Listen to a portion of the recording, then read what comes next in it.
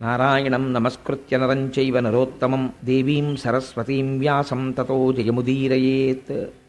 హరి ఓం. పరమేశ్వర స్వరూపమైన సభకి నమస్కారం. ఈరోజు ప్రసంగాన్ని పూర్తి చేసేటటువంటి సమయానికి పరీక్షిన్ మహారాజు గారు అత్యంత ధర్మబద్ధంగా పూర్వం పాండవులు ఎలా పరిపాలన చేశారో వారి పరిపాలనని తలంపుకలకు తీసుకొస్తూ కృష్ణ పరమాత్మ యొక్క పాదార విందముల యందు ఎడతెగనటువంటి భక్తితో రాజ్యాన్ని సస్యశ్యామలంగా ఉండేటట్టుగా పరిపాలన చేస్తున్నాడు. అలా పరీక్షిత్ పరిపాలిస్తున్నటువంటి కాలంలో ఒక ఆశ్చర్యకరమైన సంఘటన జరిగింది. మీకు నిన్నటి రోజున నేను ఒక విషయాన్ని విజ్ఞాపన చేశాను. ఎందుచేత కృష్ణ నిర్యాణము ప్రారంభమైపోయింది ప్రథమ స్కంధంలో అంటే, శుకుడు భాగవతం చెప్పడానికి వచ్చి కూర్చోవాలి. అది ఒక చారిత్రాత్మకమైన సంఘటన. ఎందుకంటే శుకుడు వచ్చి కూర్చోడు. ఎందుకు కూర్చోడు అంటే, అసలు శుకుడికి అలా కూర్చోవలసిన అవసరం లేదు. నిరంతరము బ్రహ్మమునందు రమిస్తూ ఉంటాడు. అటువంటి వాడు, మీకు నేను మొదటి రోజున అనుకుంటా విజ్ఞాపన చేశాను, ఒక ఆవు పాలు పితకడానికి ఎంత సమయం పడుతుందో అంతకన్నా ఆయన ఏ ప్రాంతమునందు నిలబడడు. అటువంటి వాడు వచ్చి కూర్చోవాలి. అలా కూర్చోవాలంటే అదొక గొప్ప సందర్భం. ఆ సందర్భం ప్రారంభమైతే అసలు భాగవతం ప్రారంభం కావాలి. ఇంకక్కడి నుంచి మళ్ళీ అవతారములను వరుసగా తీసుకురావాలి. అది తీసుకురావాలంటే కృష్ణ నిర్యాణాది ఘట్టములు పూర్తవ్వాలి. అందుకని చెప్పి కృష్ణ నిర్యాణం ముందు వస్తుంది ప్రథమ స్కందంలో అని మీకు నేను మనవి చేశాను. కృష్ణ నిర్యాణం జరిగింది అంటే దాని అర్థం ఏమిటంటే కలియుగం ప్రారంభమైంది. కలిపురుషుడు ప్రవేశించాడు. కలిపురుషుడు ప్రవేశించిన దగ్గర నుంచి ఒక రకంగా ఆలోచిస్తే కలిపురుష ప్రవేశము చేత వచ్చేటటువంటి ప్రయోజనం ఒకటి ఉంది. ఆ మాట నేనంటే కొంచెం ఆశ్చర్యకరంగా, అదేమిటండి మీరు అలా మాట్లాడారు అని మీకు అనిపించవచ్చు. కానీ ఒక యథార్థం నేను మీకు మనవి చేస్తున్నాను. కలియుగంలో ఉండేటటువంటి మొట్టమొదటి గొప్పతనం ఏమిటంటే, నామాన్ని పట్టుకుంటే చాలు, చాలా తేలికే. జాగ్రత్తగా నామాన్ని పట్టుకుని ఉండగలిగితే, ఈశ్వర కథని పట్టుకుని ఉండగలిగితే తరిస్తాడు. రెండవది, కలియుగంలో పుణ్యకార్యము చేశాడా లేదా చూడరు. పుణ్యకార్యమును తలపెట్టగలిగితే చాలు. కనీసం మనస్సులో 10 మాటలు, ఏమండి నేను కాశీ వెళ్ళాలనుకుంటున్నాను, నేను తిరుమల వెళ్ళాలనుకుంటున్నాను, ఆ శ్రీశైలం వెళ్ళాలని ఉంటుంది, ఆ శ్రీశైలంలో సుప్రభాతం ఎలా జరుగుతుందండి, ఒక ఆవును తీసుకొస్తారట కదా, గోపూజ జరుగుతుందట కదా, అక్కడే కుండంలోకి నీరు వస్తుందట కదా, ఇవన్నీ ఎలా జరుగుతాయండి, జంబుకేశ్వరంలో అమ్మవారికి మధ్యాహ్నం నైవేద్యానికి అర్చకులు చీర కట్టుకుంటారట కదా, అంతటి శక్తి స్వరూపిణిట కదా అమ్మవారు, అర్చకులు కూడా అమ్మవారి ముందు పురుష రూపంలో నిలబడరట, నిజమేనా, అక్కడికి వెళ్ళాలని ఉందండి అని అన్నాడు అనుకోండి, ఆర్తితో ఆ మాట అంటే వెళ్ళిన ఫలితం వేసేస్తారు. అది విచిత్రం. అంటే ఏదో కోటేశ్వరరావు అలా అన్నారు కదా అని ఉట్టిన జంబుకేశ్వరం వెళ్దాం అనుకుంటున్నానండి, తిరుపతి వెళ్దాం అనుకుంటున్నానండి అంటే కాదు. నిజంగా ఇక్కడి నుంచి ఆర్తితో రావాలి. ఆ మాట వస్తే వేస్తారు. పాపకార్యం పూర్తయితే ఫలితం వేస్తారు. పాపకార్యం పూర్తి చెయ్యాలి, పుణ్యకార్యాన్ని పూనికతో తలుచుకోవాలి. ఇది కొంత అడ్వాంటేజా కాదా చెప్పండి నాకు. అయితే మీరు అలా నిలబడగలిగితే అది మీకు కొంత ప్రయోజనాన్ని చేకూర్చగలదు. కానీ అదే సమయంలో కలి అనబడేటటువంటిది ఒక విషపు పురుగు, చాలా ప్రమాదకరమైనటువంటి స్థితి. ఎందుచేతనంటే ఎప్పుడు దేహ సంబంధమైనటువంటి సుఖాల వైపుకే లాగేస్తాడు తప్ప అసలు ఈశ్వరుడి వైపుకి తల తిప్పనివ్వడు, ఉక్కిరి బిక్కిరి చేసేస్తాడు.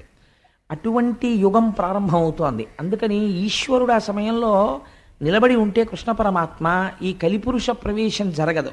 అందుకని ఈశ్వరుడు కూడా ఆ యుగం జరగడానికి కావలసిన అవకాశం ఆయన ఇచ్చేశాడు. అందుకని అవతారం సాధించేశాడు. పరీక్షిన్ మహారాజు గారు దిగ్విజయ యాత్ర చేస్తున్నాడు. దిగ్విజయ యాత్ర చేస్తుండగా ఒక చోట ఒక ఆశ్చర్యకరమైనటువంటి సంఘటన చూశాడు. దీన్ని మీరు కొంచెం జాగ్రత్తగా గమనించాలి. కేవలం మీరు ఒక పురాణ కథగా దాన్ని విన్నారనుకోండి, దానివల్ల ఎంత ప్రయోజనం వస్తుంది అంటే నేను చెప్పలేను. కానీ భాగవతంగా మీకు అర్థం కావాలంటే ఇది చాలా కీలకమైనటువంటి ఘట్టం. ఒక మహాపురుష ప్రవేశం జరిగే ముందు దాని వెనకాతల ఒక కీలకమైన సందర్భం ఉంటుంది. మీరు ఒక బంగారం ముద్ద పట్టుకెళ్ళి అయ్యా నాకు ఒక ఉంగరం చెయ్యండి అని చెప్తే, మీరు జ్ఞాపకం పెట్టుకోండి, మీరు ఇచ్చిన బంగారం ముద్ద మీరు కోరుకున్న బంగారు ఉంగరంగా బయటికి వచ్చే ముందు అగ్ని జ్వాలల యందు ఆ బంగారము తప్తమవుతుంది, సుత్తి దెబ్బలు తింటుంది. ఇన్ని పడితే అప్పుడు మీరు కోరుకున్న బంగారం ఉంగరం చిన్న పెట్టిలో పెట్టి మీ చేతికి ఇస్తారు. ఉంగరముగా మారే ముందు, ఉంగరముగా వచ్చే ముందు వెనక ఒక గొప్ప విషమమైనటువంటి ఒక స్థితి నడుస్తుంది. ఇప్పుడు శుకుడు వచ్చి కూర్చోవలసినటువంటి సందర్భం వస్తోంది. రావాలంటే దాని వెనకాతల ఏదో ఒక మహత్తరమైన సంఘటన జరుగుతోంది. మీరు ఆ కోణంలో దాన్ని పరిశీలన చెయ్యలేదు అనుకోండి, భాగవతాన్ని వ్యాసుడు అలా ప్రారంభం చేసినటువంటి రహస్యం మీకు అందదు. అది అందిందనుకోండి, అందుకే భాగవతం విన్నంత మాత్రం చేత జీవితం మారిపోతుందంతే. అభయం ఇచ్చేశారు. భాగవతం విన్నాడు, కొన్ని కోట్ల కోట్ల జన్మల తర్వాత వాడు వింటున్నాడు భాగవతం అని చెప్పేశారు. ఇప్పుడు మీరు ఆ కోణంలో మనస్సుని సంసిద్ధం చేసుకుని వినండి. పరీక్షిన్ మహారాజు చూస్తున్నాడు. పరీక్షిన్ మహారాజు చూడడం కాదు, మీరు చూడాలి. ఇప్పుడు అలా ఎలా చూస్తారన్నది చివరికి సమన్వయం చేస్తాను. పరీక్షిన్ మహారాజు దిగ్విజయ యాత్రలో తిరుగుతూ తిరుగుతూ ఒక ప్రదేశమునకు వచ్చారు. వచ్చేసరికి అక్కడ ఒక ఆవు నిలబడి ఉంది, ఒక ఎద్దు నిలబడి ఉంది. ఈ ఆవు పిల్లలు పక్కన లేక, పిల్లలు కనపడక, పిల్లల యొక్క క్షేమవార్త తెలియక ఏడుస్తున్నటువంటి తల్లి ఎలా ఉంటుందో అలా ఉన్నది. ఈ ఉపమానం నేను మీకు చెప్పాను అనుకోండి, వాచికంగా చెప్పినప్పుడు చాలా తేలిగ్గా ఉంటుంది. ఏముందండి అది పెద్ద అని మీరు దాన్ని చాలా తేలిగ్గా తీసేస్తారు. తండ్రికి ఈ ఉపమానం వెయ్యరు, తల్లికి వేస్తారు. ఎందుకనంటే నేను మీకు ఒక ఉదాహరణ చెప్తే మీరు తొందరగా దాన్ని పట్టుకోగలుగుతారు. నేను ఒకప్పుడు సామర్లకోటలో ఉద్యోగం చేస్తుండేవాడిని. అప్పుడు నేను సామర్లకోటలో ఒకరోజు సాయంకాలం బస్ స్టాండ్లో నిలబడి ఉన్నాను, కాకినాడ వచ్చే బస్సు ఎక్కడానికి. నిలబడి ఉండగా ఒక ఆశ్చర్యకరమైన సంఘటన జరిగింది. పల్లెటూరి వాళ్ళు, పాపం తెలియని వాళ్ళు, వాళ్ళందరూ కూడా ఏదో ఇటువైపు పక్కన ఆ పెద్దాపురం దాటిన తర్వాత జగ్గంపేట వెళ్ళవలసినటువంటి బస్సు ఒకటి ఎక్కాలి. ఈ చిన్న చిన్న పిల్లల్ని పట్టుకుని, ఇద్దరు మగపిల్లల్ని ఈ పల్లెటూరి ఆడవాళ్ళందరూ ఎక్కడంలో ఒక తల్లి కూడా ఒక బస్సు ఎక్కేసింది. ఎక్కేసిన తర్వాత ఆ బస్సు కండక్టర్ గారు అన్నారు, అయ్యో ఇది జగ్గంపేట వెళ్ళదమ్మా ఈ బస్సు, ఇటేదో వడ్లమూరు అటువైపుకు వెళ్ళిపోతుంది, పెద్దాపురం దాటిన తర్వాత ఇది జగ్గంపేట వెళ్ళదన్నాడు. మళ్ళీ అందరూ బిలబిల దిగిపోయారు. బస్సు వెళ్ళిపోయింది. బస్సు వెళ్ళిపోయిన ఒక్క 5 నిమిషాలకి ఈ తల్లితో పక్కనున్నావిడంది, మీ రెండో పిల్లాడేడే అంది. అనగానే అంతేనండి, అప్పటి వరకు చాలా ప్రశాంతంగా ఉంది పరిస్థితి. నీ రెండో పిల్లాడేడి అంది. అంతే, మారిపోయింది పరిస్థితి. ఆవిడ ఒక్కసారి చూపులు మారిపోయి ఉద్విగ్నం అయిపోయి అటు ఇటు చూసింది. కొడుకు కనపడలేదు. ఒక 2 నిమిషాలు మాత్రం అడిగింది, కొడుకేడి, మా అబ్బాయేడి అంది. కనపడలేదు. అంతే, బస్సు వెళ్ళిపోయి 10 నిమిషాలు అయిపోయింది. ఈవిడ పరిగెడితే దొరుకుతాడండి? మీరు చెప్తే నమ్ముతారా? ఆవిడికి ఒంటి మీద బట్ట ఉందో లేదో కూడా ఆవిడ చూసుకోలేదు. గుండెలు బాధేసుకుంటూ ఆ పిల్లాడి కోసం ఏడుస్తూ బస్ స్టాండ్లోంచి బయటికి పరిగెత్తి పారిపోతుంటే చుట్టుపక్కల ఉన్న వాళ్ళందరూ పట్టుకుంటే ఆగదే. నువ్వు ఎక్కడికి పరిగెడతావే, బస్సు వెళ్ళిపోయి 10 నిమిషాలు అయిపోయిందంటే పాపం ఎవరో ఒక మహోపకారులు ఉంటారు, వాళ్ళు చూసి అయ్యో బెంగ పెట్టుకోకండి అమ్మా, మేము తీసుకొస్తాం పిల్లాడిని, ఆ పిల్లాడిని గుర్తుపట్టగలిగిన వాళ్ళని మా బండి మీద ఎక్కమనండి అని చెప్పి 5 నిమిషాల్లో రివ్వున వెళ్ళిపోయి ఆ బస్సు ఆగిన చోటుకి వెళ్ళిపోయి ఆ పిల్లాడిని మళ్ళీ వెతికి పట్టుకుని ఎక్కించుకుని మళ్ళీ తీసుకొచ్చేసారు. తీసుకొచ్చే కానీ తల్లి సహజస్థితికి వచ్చేస్తే ఏమే తీసుకొస్తారు కదా, అదేంటి ఆ గుండెలు బాధేసుకోవడం ఏమిటి, ఆ నేల మీద పడిపోవడం ఏమిటి, ఆ ఈ తలంతా దెబ్బలు, ఇదంతా నెత్తురు, ఆ కొట్టేసుకుంది, ఆ గుండెలంతా నిప్పి, అప్పుడు తెలుస్తోంది ఆవిడికి బాధ. ఆ కొడుకు కనపడే వరకు అసలు ఆవిడికి అలా దెబ్బలు తగిలాయని, నెత్తురు కారిపోతోందని, భూమికేసి కొట్టేసుకుంటున్నానని తెలియదు. తల్లి ప్రేమ అంటే అలా ఉంటుందండి. అమ్మ అన్న మాట అంత గొప్పది. అందుకే ఇవాళ పేపర్లో చూశాను, నేను చదవడం ఇవాళ టైమే కుదరలేదు. వేటూరి సుందరరామూర్తి గారు ఏడిచ్చాడు మహానుభావుడు, తెలుగు భాషలో అమ్మని దూరం చెయ్యకండి అన్నాడు. అమ్మ అన్న మాటకి అంత గౌరవం ఉంది, అమ్మ అన్న మాట వెనక అంత ప్రేమ ఉంది. మాతృత్వంలో ఉన్నటువంటి ప్రేమ అంతటినీ తీసుకొచ్చి మీరు ఒక ముద్దగా పెడితే, ఆ ముద్దని మీరు చూడాలి అనుకుంటే ఆ ముద్దయే భూమి. భూమి అమ్మ. అందుకే భూమి గురించి ఎక్కడైనా చెప్పవలసి వస్తే పొంగిపోతారు ఋషులు. వాల్మీకి మహర్షి అయితే చితిక్షమా పుష్కరసన్నిభాక్షి అంటారు. అమ్మకుండే గొప్ప లక్షణం ఏమిటో తెలుసా అండి? ఓర్పు. ఎక్కడి నుంచి వస్తుందో తెలియదు. ఆ పిల్ల చివల్ రస్ అంటారు పెళ్లి చూపులకు ముందు. అమ్మో బలానా వాళ్ళ అమ్మాయిని చేసుకుంటారండి, అమ్మ అమ్మాయి ముక్కోపండి బాబు, అన్నింటికీ కోపడుతుందంటారు. ఎక్కడికి పోతుందో తెలియదు ఆ కోపం అంతాను. ఒక్క 2 పిల్లలు పుట్టేటప్పటికీ ఎంత అల్లరి చేయనివ్వండి, ఎంత ఓర్పు. ఓ 4 ఏళ్ళు పోయిన తర్వాత ఆ పిల్ల ఇంటికి వెడితే ఇటు ఆ అమ్మాయికే ఇంత ఓర్పు వచ్చేసింది, అంత ముక్కోపం ఉండేదనిపిస్తుంది. అమ్మకి ఓర్చగలిగినటువంటి గుణం ఉంటుంది. ఇవాళ భూమి దాన్ని కోల్పోయినది కలియుగ ప్రారంభంలో. అందుకని బిడ్డ కనపడని ఆవు ఏడ్చినట్టు ఏడుస్తోంది ఆవిడ. ఇది కలియుగానికి ప్రారంభం. అమ్మ ఏడుపుతో కలియుగం ప్రారంభమైంది. దీన్ని మీరు గుర్తుపట్టాలి. గుర్తుపడితే భాగవతం ఏమిటో మీకు అందుతుంది. ఏడుస్తుంటే పక్కన వచ్చి ఒక ఎద్దు నిలబడి ఉన్నది. ఇప్పుడు ఆ ఎద్దు ఒక కాలుతోనే ఉంది, 4 కాళ్ళు లేవు ఎద్దుకి, ఒక్కటే కాలు. అసలు మీరు ఒక విషయం ఆలోచించండి, ఒక కాలు మీద ఎద్దు నిలబడగలదా? ముందు 2 కాళ్ళు ఉండి వెనక 2 కాళ్ళు లేకపోతేనే ఆ ఎద్దుకి నడక లేదు. అటువంటిది 3 కాళ్ళు లేకుండా మీరు ఎద్దుకి ఎటువైపు కాలు ఒక్కటి ఉంచినా సరే అసలు ఆ ఎద్దు నిలబడి ఉండడాన్ని మీరు చూడగలరా? మీరు చూడలేరు. ఒక కాలుతో ఉన్న ఎద్దు భూమి మీదే డేకుతూ ఉంటుందంతే, నిలబడినట్టు కనపడుతుందంతే. ఇలా నిలబడినట్టు ఉన్నటువంటి ఎద్దు తన 3 కాళ్ళు పోయాయని ఏడవట్లేదు, ఆవు ఏడవడానికి ఆశ్చర్యపోయింది. ఇది మీరు గుర్తుపట్టవలసిన రహస్యం. ఆవు ఎందుకు ఏడుస్తోందని గోమాత వంక తిరిగి అంది. ఎందుకు ఏడుస్తున్నావు మంగళప్రదురాలా అని అడిగింది. మంగళప్రదురాలా అంటే శుభం ఇవ్వడం మాత్రమే తెలుసున్నదానా? యథార్థం అండి. మీరు ఇల్లు కట్టుకోవాలంటే భూమిని గుణపంతో ఆవిడ గుండెల మీద కన్నం పెడతాం. శంకుస్థాపన చేస్తే ఆవిడ ఇల్లు కట్టుకోమంటుంది. మనం అన్నం తినడానికి నాగలి పట్టి అమ్మ గుండెల మీద ఘాట్లు పెడతాం. అమ్మ పంటలు పండి మనకి కడుపు నిండేటట్టుగా అన్నం పెడుతోంది. మీరు ఎంత బాధ పెట్టినా కన్నులంబట నీరు పెట్టుకోవడం ఆవిడికి తెలియదు, మీరు బ్రతకడానికి ఇవ్వడం ఆవిడికి తెలుసు. మీరు ఒక్కటి యథార్థంగా ఆలోచించండి. నేను ఇలా అన్నానని మీరు మరోలా అనుకోవద్దు. సూర్యుడికి నమస్కారం చేసేవాడు ఉంటాడు, శివాలయానికి వెళ్ళేవాడు ఉంటాడు, విష్ణు ఆలయానికి వెళ్ళేవాడు ఉంటాడు, వెంకటేశ్వర స్వామి ఆలయానికి వెళ్ళేవాడు ఉంటాడు, కాశీ వెళ్ళొచ్చి గంగ పూజ చేసేవాడు ఉంటాడు. భూమికి మనస్ఫూర్తిగా నమస్కారం పెట్టి భూమికి పూజ చేసిన వాడిని ఒకటి నాకు చూపించండి. కానీ మనకి సంప్రదాయంలో ఒకటి ఉంది, మీరు ఏదైనా కట్టుకోవాలంటే భూమి పూజ చేస్తారు. భూమి పూజ చేయడమే శంకుస్థాపన. ఎందుకనంటే అమ్మ నీ గుండెల మీద ఘాట్లు ఎడతానమ్మా, నువ్వేం అనుకోకు, నేను ఇల్లు కట్టుకోవాలనుకుంటున్నాను. ఇది మనకి ఎప్పుడున్న అలవాటో తెలుసా అండి? అమ్మ తన రక్తాన్ని పాలగా మార్చిస్తుంది, వాడు అమ్మ స్తన్యాన్ని పళ్ళు రాగానే కొరుకుతాడు. ఆవిడికి ఎంత బాధ కలుగుతుంది. ఆవిడ చటుక్కని బొగ్గ మీద కొట్టి అంతకన్నా గట్టిగా కొడితే వాడికి నొప్పెడుతుందేమోనని ఒక్క నవ్వు నవ్వేస్తుంది. అమ్మ దగ్గర ఔదార్యం లేకపోతే అసలు బిడ్డడు ఎలా బతుకుతాడండి? భూమిని ప్రతిరోజు మన పట్ల అంత కారుణ్యంతో ఉన్న మూర్తిగా మనస్ఫూర్తిగా ఆవిడికి నమస్కరించేవాడు ఎక్కడున్నాడు?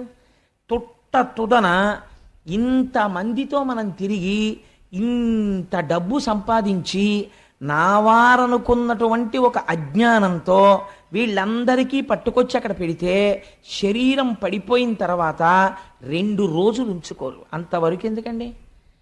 సొంత కారున్నవాడు ఎంతమంది ముందుకొచ్చి పార్థివ శరీరాన్ని మా కారులో పడుకోబెట్టండి తీసుకెడతామని గబుక్కును ముందుకు రారు కదా. అప్పుడు ఏమంటారు? బతికున్నప్పుడంటే ఎక్కించుకుంటారు. నేను అది తప్పు కూడా నేనేం పట్టట్లేదు అందులో. ఒక అమంగళం అంతే. శివము వెళ్ళిపోయిన తర్వాత ఆ తర్వాత ఏమంటారు? ఆ ఊపిరి వెళ్ళిపోయింది అనుకోండి, ట్యాక్సీ మాట్లాడండి అంటారు. శవాల్ ట్యాక్సీలని వేరే ఉంటాయి అవి. అది తీసుకొస్తే వాళ్ళు 2 రేట్లు చెప్తారు. వెనక సీట్లో పడుకోబెడితే 5,000 అవుతుందండి, డిక్కీలో పడుకోబెడితే 1,000 రూపాయలు అవుతుందండి అంటాడు. అప్పుడు మాట్లాడేవాడు ఏమంటాడంటే, ఒరే ఎందుకురా పాడి చేసిస్తావు అనవసరంగా, ఇంక ప్రాణం పోయిన తర్వాత ఎక్కడ పడుకోబెడితే ఏంటి, డిక్కీలో పడుకోబెట్టే అంటాడు. అంటే వాడు 6 అడుగులు పొడుగున్నాడు, చాలా పొడుగు, ఆ మనిషి పట్టడని ఏం చూడరు. వాయువు వెళ్ళిపోయిన తర్వాత కొరియబారిపోయిన శరీరాన్ని విరిచినట్టు విరిచేసి తోసేసి డిక్కీ వేసేసి తీసుకుపోతారు. ఎక్కడుందండి మనిషికి విలువ? ఆ శివము వెళ్ళిపోయిన తర్వాత అలాంటి శరీరాన్ని ఎవ్వరూ పుచ్చుకోరు. ఏమంటే కాసేపు నా చెప్పులు ఉంచుకోండి అంటే ఉంచుకుంటారు, కాసేపు ఈ శవాన్ని అట్టే పెట్టండి అంటే ఎవడు పుచ్చుకోడు, నీ అసాధ్యం కొలబడుబో అంటారు. అలాంటిది మళ్ళీ పుచ్చుకునేది ఎవరైనా ఉంటే అమ్మ ఒక్కతే పుచ్చుకోవాలి. నిజంగా ఎంత ఔదార్యంతో మనం లేవగానే భూమికి నమస్కరించి భూమి మీద పడి ప్రణిపాతం చేసి అమ్మా నన్ను మన్నించు, నాకు తక్కడం తప్ప మార్గం లేదమ్మా అని లేవాలి. కానీ మనం నమస్కరించకపోయినా ఆవిడ ఏమీ అంటలేదు, అన్నం పెడుతోంది, క్షేమం కోరుతోంది. ఆవిడ మంగళప్రదురాలు కాదని మీరు అనగలరా? ఇది మంగళప్రదురాలైన గోవు ఏడుస్తోందని చెప్తే.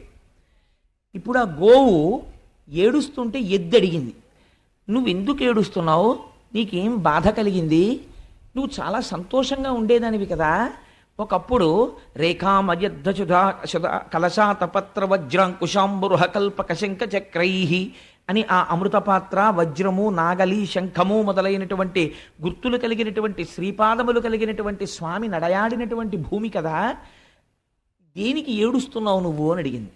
అడిగితే భూమి అంది, దేనికి ఏడుస్తున్నానో తెలుసా, నాకు ఏదో బాధ కలిగిందని నేను ఏడవట్లేదు, నా బాధ ఎప్పుడూ అలాగే ఉంటుంది, కృతయుగమైనా ఇంకోటైనా. మీరు బాగా గుర్తు పెట్టుకోవలసిన లక్షణాన్ని చెప్తోంది భూమి. భూమి బరువు గురించి ఏడవదు. నాకు కొడుకు పుట్టాడనుకోండి, మళ్ళీ ఇంకోటి పుట్టేశాడు రా బాబోయ్, నేను మళ్ళీ వాడిని మొయ్యాలని భూమి ఏమి ఏడవదు. ఒకటి వెళ్ళిపోయాడు అనుకోండి, అమ్మయ్యా కొంత బరువు తగ్గింది బాబోయ్ అని భూమి సంతోషించదు.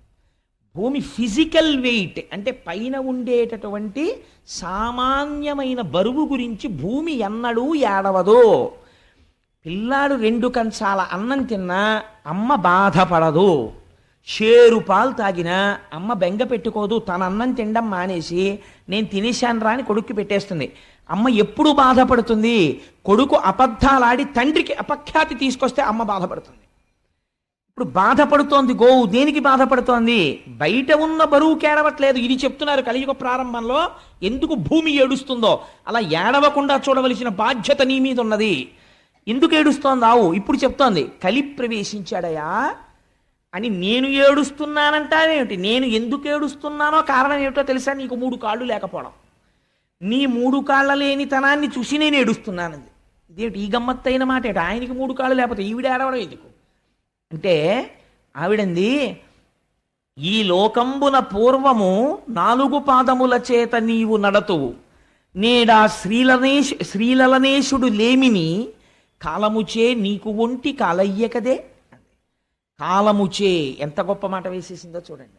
కలి బలవంతంగా వచ్చాడా, రాలేదు, ఈశ్వరుడు అనుగ్రహించాడు. కలియుగం అంతే, వాడు రావాలి, దారి ఇచ్చాడు. ఇవ్వడమే కాలం దారిచ్చింది. కాలము ఈశ్వర రూపం, దారిచ్చింది, వచ్చాడు.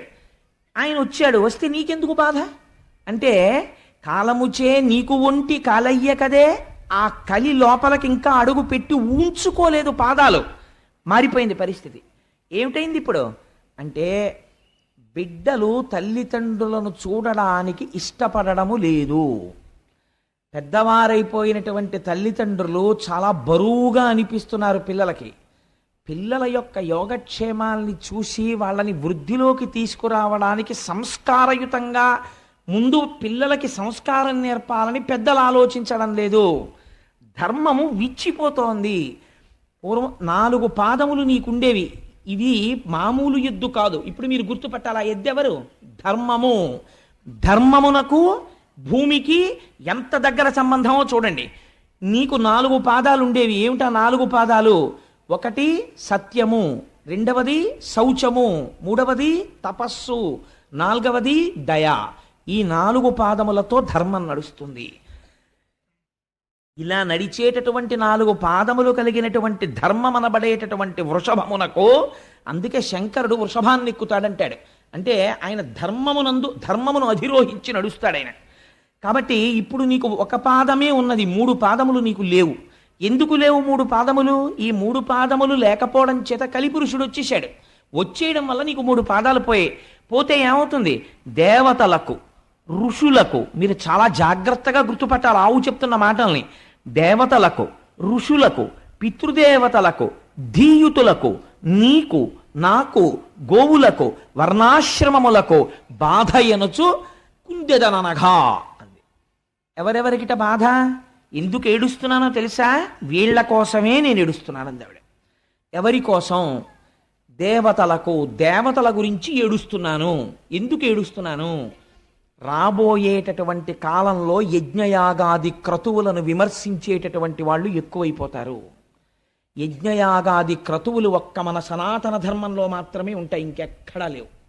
యజ్ఞము చెయ్యడం, అగ్నిహోత్రంలో హవిస్సు వెయ్యడం, మీరు మళ్ళీ సంపదని పొందడానికి అగ్నిహోత్రము ద్వారా దేవతలకు హవిస్సులు ఇస్తే ప్రీతి చెందినటువంటి దేవతలు మళ్ళీ వర్షాన్ని కురిపించి మీకు సంపదలను ఇస్తారు.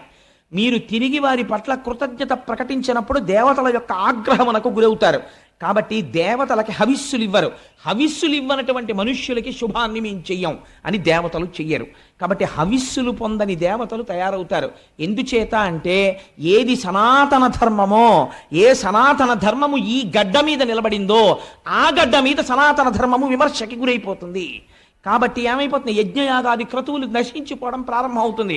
అందుకని దేవతలకు, ఋషులకు, ఎవరు వేదం కష్టపడి చదువుకుని స్వరం తెలుసుకుని చాలా కష్టపడి ఆ స్వరంతో వేదం చెప్తాడో అసలు ఆ వేదాన్ని ఆదరించాలనేటటువంటి బుద్ధి నశించిపోతుంది లోకంలో. ఎవడు తపస్సుతో ఉన్నాడో, ఎవడు నాకు లోకములో విషయసుఖములు అక్కర్లేదని జడలు కట్టి భగవంతుని ఎందున్నాడో వాడిని రాళ్ళు పెట్టి లోకం కొట్టేటటువంటి రోజు వస్తుంది. అలాంటి వాడిని చూసి నిష్కారణంగా విమర్శ చేసేటటువంటి రోజులు బయలుదేరిపోతాయి.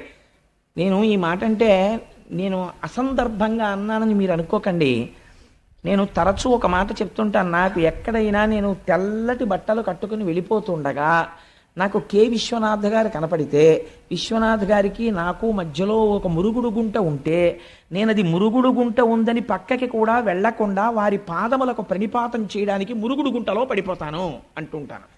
ఎందుకని అంటే బహుశా సినిమా రంగంలో ఆయన ఒక ఋషి. నేను ఈ మాట ఎందుకు అంటున్నానో తెలుసా అండి? ఆయన ఒక సినిమా తీశారు, నాకు ఆ పేరు జ్ఞాపకం లేదు, కానీ అందులో ఒక ఆఫీసరు వేదం చదువుకున్న వాళ్ళకి స్టైపెండ్ గ్రాంట్ చేస్తాడు. వేదం చదువుకుని 60 ఏళ్ళో 70 ఏళ్ళో వచ్చేసి వృద్ధుడైపోయినటువంటి పండితుడు పైన వస్త్రం కూడా లేకుండా ఉత్తరీయం వేసుకుని వచ్చి నిలబడితే ఆఫీసర్ ఎదురుగుండా 4 కుర్చీలు ఖాళీ ఉంటాయి. కూర్చోమని కూడా చెప్పడు, గోళ్ళు కొరుకుతుంటాడు ఆయన. గోళ్ళు కొరుక్కోవడం అంటే పని లేనివాడు చేసే పని ఏంటంటే గోళ్ళు కొరుక్కుంటున్నామని. ఆయన కాలం గురించి మాట్లాడుతుంటాడు. అది విచిత్రం. అసలు కాలస్వరూపమైన ఈశ్వరుడు గురించి వేదం చెప్తోంది. వేదం చదువుకున్న వాడిని నించోపెట్టాడు, తను కూర్చున్నాడు. ఏమిటండి మీకు స్టైపెండ్ ఇమ్మంటారు, స్టైపెండ్ ఇమ్మంటారు, మీకేమొచ్చు చెప్పండి అంటాడు. ఘన చెప్పడం, జట చెప్పడం అంటే మాటలు కాదు. ఆయన ఘన జట చెప్తుంటాడు. చెప్తుంటే అబ్బబ్బబ్బబ్బబ్బబ్బా ఆ మాట మళ్ళీ ముందు పెట్టి వెనకపెట్టి, ముందు పెట్టి వెనకపెట్టి ఎంతసేపు చెప్తారంటే టైం వేస్ట్ అంటాడు. సరే, ఆ తర్వాత ఇప్పుడు నేను సినిమా గురించి అంత ఎందుకు కానండి అంటే ఏమైంది, కలియుగం ఎలా ఉంటుందో సెల్యులాయిడ్ మీద విశ్వనాథ్ గారు చూపించారు.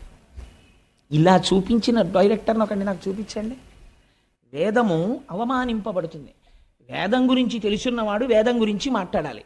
వీడికి ఏం తెలుసని వేదం చదువుకున్న వాడికి వీడు స్కాలర్షిప్ను, వీడు అదే స్టైపెండ్ గ్రాంట్ చేస్తాడు. ఘన జటా చదువుకున్న 70 సంవత్సరముల మహాపండితుణ్ణి నిలబెట్టి వేదం చదివితే వీడు నిర్ణయించి నెలకు 200 రూపాయలు గ్రాంట్ చేసేంత మొనగాడా? అంత అద్భుతంగా విమర్శ చేశాడు మహానుభావుడు. అందుకని దేవతలకు, ఋషులకు, పితృదేవతలకు తద్దినాలు పెట్టేవాళ్ళు కొరవైపోతారు. పితృదేవతలు ఏడుస్తుంటారు. ఒక్కడు తద్దినం పెట్టేవాడు కనపడ్డం. ఎందుకు పెట్టడు అంటే, ఎందుకండి శ్రాద్ధం పెట్టడం? శ్రాద్ధం అంత షార్ట్ కట్ ఏది ఉండదు. నేను ఒక మాట అంటే మీరు ఏమనుకోకండి, భాగవతంగా చెప్పేస్తే భాగవతం ఎందుకండి? పెద్ద కోడల్ని ఇంటికి తెచ్చుకునే ముందు అంత జాగ్రత్త ఎందుకు పడతారో తెలుసా? రేపొద్దున్న పితృదేవతలకి అందాలి అంటే ఆ పెద్ద కోడలు దీపం పెట్టాలి. కొడుకును పుట్టినటువంటి వాడు పెడితే అందుకోరు, కోడలు దీపం పెట్టాలి. తల్లిదండ్రుల పట్ల, అత్తమామల పట్ల సంస్కృతి సంస్కారం ఉన్న కోడలైతే దీపం పెడుతుంది. నేను ఎన్ని ఇళ్లలో చూశాను, తద్దినం పెట్టేటప్పుడు అసలు కోడలు వచ్చి దీపమే పెట్టదు. కాబట్టి పితృదేవతలకు ఇంత గొప్ప కోడలరా నా కోడలని వాళ్ళు ఏడుస్తారు అప్పుడు. అందుకని పితృదేవతలకు, నీకు ధర్మం పోతోంది, నాకు భూమికి, నీకు నాకు గోవులకు, ఆవులు అవమానింపబడతాయి. ఎప్పుడు చెప్పేసిందో చూడండి, కలియుగ ప్రారంభంలో చెప్పేసింది. ఆవుల్ని కొడతారు, ఆవుల్ని అమ్ముతారు, ఆవుల తోళ్లు తీసేస్తారు, ఆవు మాంసం తింటారు. గోవు అవమానింపబడిన చోట ఏ గోవు నుంచి వచ్చిన సమస్త పదార్థములు గౌరవింపబడ్డాయో అక్కడ గోవుల్ని రక్షించుకోవడానికి కేంద్రాలు వెలియవలసినటువంటిది, ఉద్యమాలు నడపవలసినటువంటి దౌర్భాగ్యం ఈ జాతికి వచ్చేస్తుంది. కాబట్టి గోవులకు, నానావర్ణాశ్రమములకు బాధయనచు కుండెదననగా కలియుగం ప్రవేశించింది అనడానికి ఇదే గుర్తు. వీళ్ళందరూ బాధలకు గురవడం ప్రారంభమైపోతోంది. అందుకు ఏడుస్తున్నానయ్యా అంది అని ఒక మాట చెప్పింది. నీకు 4 పాదములు ఉండేవి, సత్యము, శౌచము, తపస్సు, దయ. ఇప్పుడు ఇందులో 3 పాదములు పోయాయి. మీరు అలా చెప్తే నేను అలా అన్నాను అనుకోండి, ఇప్పుడు అది బయట ఉన్నటువంటి ఒక ఎద్దా కాదని నేను అంటున్నాను కదా. ఎద్దు ధర్మస్వరూపం, ఆవు భూస్వరూపం అని కదా నేను చెప్తున్నాను. ధర్మస్వరూపమునకు 3 పాదాలు పోయాయంటే ఎలా పోతాయండి? మీరు ధర్మమన్నా ఆచరించాలి, అధర్మమన్నా ఆచరించాలి కదా. మీరు ధర్మంగా ఉండాలి, మీరు ధర్మం చేయలేదు కాబట్టి ఏం చేసినట్టు? అధర్మం చేసినట్టు. కాబట్టి ఈ 3 పాదాల స్థానాల్లో మరి అధర్మమైనటువంటి 3 ఏముంటాయి? అవేవో తిరుగుతున్నాయి అన్నమాట బయట. ఈ 3 ఇక్కడ లేవు అంటే 3 తిరగకూడనివేవో తిరుగుతున్నాయి. అవి ఇక్కడ ధర్మానికి ఉండవు పాదాలుగా, అధర్మానికి ఉంటాయి. దాని గురించి చెప్పక్కర్లేదు. కానీ ఆ 3 ఏమిటై ఉంటాయి? ఆ 3 తిరగబట్టి ఈ 3 తెగిపోయాయి. ఏ 3 తిరుగుతున్నట్టు అంటే సత్యం అనేటటువంటి పాదము తెగదు. జ్ఞాపకం పెట్టుకోండి. ఎందుకని? ఇన్ని అధర్మాలు చేసినా దేవుడి గురించి తెట్టేటటువంటి వాడికి కూడా లోపల దేవుడు ఉన్నాడు కాబట్టి తిరుగుతున్నాడు. వాడు తిన్నది జీర్ణం చేయడం మానేశాడు అనుకోండి, చచ్చి ఊరుకుంటాడు. వాడు ఏం తిడతాడు వాడు? అందుకని లోపల ఆయన ఉండి ఊపిరిని వాక్కుగా మారిస్తే తిడుతున్నాడు కృతజ్ఞుడై. కాబట్టి ఈశ్వరుడు ఇంకా ఉన్నాడు కాబట్టి ఈ లోకం ఉన్నది, మారని పదార్థము ఇంకా కాపాడుతోంది కాబట్టి సత్యం అలా ఉన్నది. అదొక్కటే పాదం. మరి పోయినది ఏది? శౌచము పోయినది. శౌచము దేని చేత పోయినది అంటే దుష్టజనులతో కూడినటువంటి సంగము వలన పోయినది. అంటే ఎంత పెద్ద కాషన్ ఆర్డర్ పడిపోయిందో చూడండి భాగవతంలో. అన్నిటికన్నా జీవితంలో మీరు చాలా జాగ్రత్తగా ఉండవలసినది దేని విషయంలో? స్నేహము విషయంలో. మీ ఇంటికి తమంత తాముగా 50 మంది రావచ్చు, 50 మంది మాట్లాడచ్చు. మీ స్థితి నుంచి మీరు జారిపోకూడదు. జారిపోకుండా దుష్టుడైన వాడు మీ ప్రమేయం లేకుండా ఒకనాడు మీకు తారసపడతాడు, మీతో వచ్చి మాట్లాడతాడు. వాడి మాటలు మీరు ఎలా వినాలంటే తామరాకు మీద నీటి బొట్టు పట్టినట్టు పట్టాలి. అది వెంటనే జారిపోవాలి తప్ప, ఒక చిరునవ్వుతో విని వదిలిపెట్టాలి తప్ప దానికి మీరు మనసులో స్థానం ఇచ్చారనుకోండి అంతే, శౌచము పోతుంది. శౌచం అంటే ఏమిటో తెలుసా అండి? ఆచారము, నడువడి, వ్యవహారము ఇవన్నీ నశించిపోతాయి. వాడు మాట చెప్తాడు, ఎందుకంటే అవన్నీ ఏం అక్కర్లేదంటాడు. అవన్నీ అక్కర్లేదండి, ఎవరు చెప్పారు మీకు? అవన్నీ ఏం అక్కర్లేదంటాడు. తండ్రికి శ్రాద్ధం పెట్టాలని ఎవరు చెప్పారు? పెట్టక్కర్లేదంటాడు. అందుకని శౌచము పోయినది. దేని వలన పోయినది? మీరు ఒకటి జ్ఞాపకం పెట్టుకోండి, ఆచారం అవసరమా అవసరము లేదా? ఆచారం అవసరమే అని నేను అంటాను. ఎందుకంటానో చెప్పనండి. ఆచారము ముందు లేకపోతే మీరు మొహం కడుక్కోకుండా అన్నం ఎందుకు తినరు? మొహం కడుక్కోకుండా అన్నం ఎందుకు తినకూడదండి? మొహం కడుక్కోకుండా లోపలికి ఎడుతోంది కదా, పాచి ఎక్కడి నుంచి వచ్చింది? మీలోంచి వచ్చిన పాచే కదా మీ నాలిక మీద ఉన్నది, పళ్ళ మీద ఉన్నది. నేనే పుచ్చేసుకుంటాను, మళ్ళీ నేను తింటాను అన్నం. ఎందుకు తింటలేదు? లేకపోతే మీరు స్నానం చేయకుండా అన్నం ఎందుకు తింటలేదు? లేకపోతే నేను చొక్కా కింద ప్యాంటు పైన వేసుకుంటాను, ఎందుకు వేసుకోరు? అంటే ఒక ఆచారం ఉన్నది ప్రపంచంలో. ముందు ఒక మంచి జరగడానికి దానికి కావలసినటువంటి ఉపకరణములు ఆచారము చేత సిద్ధిస్తాయి. మీరు తిన్నటువంటి పదార్థమునందు శౌచం ఉండొచ్చు. భార్య ఎంతో కష్టపడి మంచి పదార్థం వండింది, మీరు రోజు మొహం కడుక్కోకుండా అన్నం తింటే ఏమవుతుంది? బ్యాక్టీరియా అంతా మళ్ళీ కడుపులోకి వెళ్ళి లేనిపోని జబ్బు వస్తుంది. మొహం కడుక్కోవడం అనేది ఆచారం అయితే, మొహం కడుక్కున్న తర్వాత అన్నం తినడం అనేటటువంటిది తదనంతరం ఈశ్వరుని యొక్క అనుగ్రహం పొందడానికి మీరు చేసేటటువంటి కర్మ యొక్క సాఫల్యతని పొందడానికి కావలసిన రీతిలో సంసిద్ధం అవడం. ఆ స్థాయిలో ఆచారం అవసరమా కాదా? అవసరమే. ఏ స్థాయిలో అవసరం లేదు? రమణ మహర్షికి అవసరం లేదు. రమణ మహర్షి గోచి పెట్టుకుని 30 రోజులు స్నానం చేయకుండా తిరుగుతారు. మీరు ఆయన్ని సామాన్యుణ్ణి పోలుస్తారా? జ్ఞాని ఎక్స్ట్రీమ్. జ్ఞానితో సామాన్యుణ్ణి పోల్చడం కుదరదు. ఆయన బ్రహ్మమునందు రమిస్తున్నాడు, నువ్వు రమించి మానే. అప్పుడు నీకు అసలు ఒంటి మీద బట్టలేదన్న విషయం స్పృహలో లేదు. అప్పుడు ఈ ఆచారం గురించి మాట్లాడలేవు. ఇప్పుడు నువ్వు ఆచారం గురించి ఎలా మాట్లాడతావు? కుదరదు. అది కుదిరేటటువంటి విషయం కాదు. నీకు ఈ స్థాయిలో ఆచారం అవసరమే. రమణులు నిర్ధారించారు. రమణులు సంధ్యావందనం చేయలేదని రమణుల ఆశ్రమంలో ఉన్నటువంటి రమణుల యొక్క మేనల్లుడు ఒక ఆయన సంధ్యావందనం చేయడం మానేశాడు. మా మామగారే చేరి నేను ఎందుకు చేయాలన్నాడు. అంటే ఆశ్రమంలో ఉన్న వాళ్ళు రమణ మహర్షికి చెప్పారు, నా స్థాయి వాడికి ఇంకా పొందలేదు. పొందిన నాడు తనంత తాను సంధ్యావందనం చెయ్యవలసిన అవసరం లేకుండా జ్ఞానిగా నిలబడ్డం వాడికి తెలుస్తుంది. అప్పటి వరకు వాడు సంధ్యావందనం చెయ్యాలి. ఎవరో 100వ మెట్టు మీద నించున్నాడు, ఆయన ఎలా ఎక్కాడో తెలుసుకోకుండా మీరు 1వ మెట్టు నుంచి ఎక్కను 100వ మెట్టు మీదకి ఎగురుతానంటే నడుము విరిగిపోతుంది. కాబట్టి అలా ఎక్కకూడదు. మీరు 1వ మెట్టు, 2వ మెట్టు, 3వ మెట్టు ఎక్కాలి. అందుకని శౌచము పోయినది. దేని వలన పోయినది? దుష్ట సంగము వలన శౌచము పోయినది. మొదటి పాదము తెగిపోయింది అక్కడతో. మరి రెండవ పాదము పోయినది. శౌచం అంటే ఒకటి గుర్తుపెట్టుకోండి, శౌచం అంటే నిరంతర బాహ్యాడంబరము కాదు. ఎప్పుడు ఇక్కడ ఆడంబరం శౌచంలోకి రాదు. బాహ్యాంతర శుచి అని రెండు మాటలు వాడతాం మనం. నీళ్లు తీసి చల్లుకుని అపవిత్ర పవిత్రో వా సర్వావస్థ అంగతోపివా యస్మరేత్ పుండరీకాక్షం సబాహ్యాభ్యంతర శుచి అంటాం. బాహ్య స్నానము శరీరమునకు శౌచమిస్తుంది. అంతమునందు అంత లోపల శౌచము మీకు కేవలము బయట స్నానం చేసి మడిబట్ట కట్టుకుంటే రాదు. ఆ అంతఃశౌచం ఎలా వస్తుంది? మీరు తెల్లవారుజామునే లేచి సంధ్యావందనం చేస్తూ నిన్న రాత్రి మీరు అనుభవించినటువంటి భోగం గురించి ఆలోచించేస్తే మీకు అంతఃశౌచం ఎక్కడుంది? సంధ్యావందనం చేసేటప్పుడు మీరు వెంటనే దాన్ని విడిచిపెట్టి ఆచమనం చేయగానే పవిత్రులై మనస్సుని ఈశ్వరుడి దగ్గర పెట్టి సంసిద్ధులు కావాలి. అప్పుడు అది అంతఃశౌచం. బాహ్య శౌచాన్ని బయటవాడు కనిపెడతాడు, అంతఃశౌచాన్ని ఎవడు కనిపెడతాడు? మీకు మీరే సాక్ష్యంతే. అంతఃశౌచము బాహ్య శౌచము రెండూ ప్రధానమే. అంతఃశౌచం ఏర్పడడానికి బాహ్య శౌచం మరీ అవసరమైపోతుంది ఒక స్థాయిలో. ఆ తర్వాత మెట్లెక్కి ఒక స్థితికి చేరిపోయిన తర్వాత అది ఎంతవరకు అవసరం అన్నదాన్ని నిర్ధారించడం చాలా కష్టం అవుతుంది. అందుచేత ఇప్పుడు శౌచము దేని వలన పోయినది? దుష్ట సంగము వలన పోయినది. రెండవ పాదమైనటువంటి ఒకటి సత్యము, ఒకటి శౌచము, మూడవది దయ. దయ పోయినది. దయ దేని వలన పోయినది? దయ పోవడానికి ప్రధానమైనటువంటి కారణం ఏది అంటే అహంకారము వలన దయ నశించిపోతుంది. ఎప్పుడు అహంకారం వస్తుంది చెప్పండి? ఒక ఫాల్స్ ఈగో ఒకటి డెవలప్ చేసుకుంటాడు. నా అంత వాణ్ణి, అందుకే నిన్ను పొగిడేవాణ్ణి ఎక్కువగా నీ దరికి చేర్చకు అని చెప్తారు. పర్సనాలిటీ అసెసినేషన్ అని మీకు తెలియకుండా మీరు నిర్మించుకున్నటువంటి మీ శీలము నశించిపోతుంది. దేనివల్ల?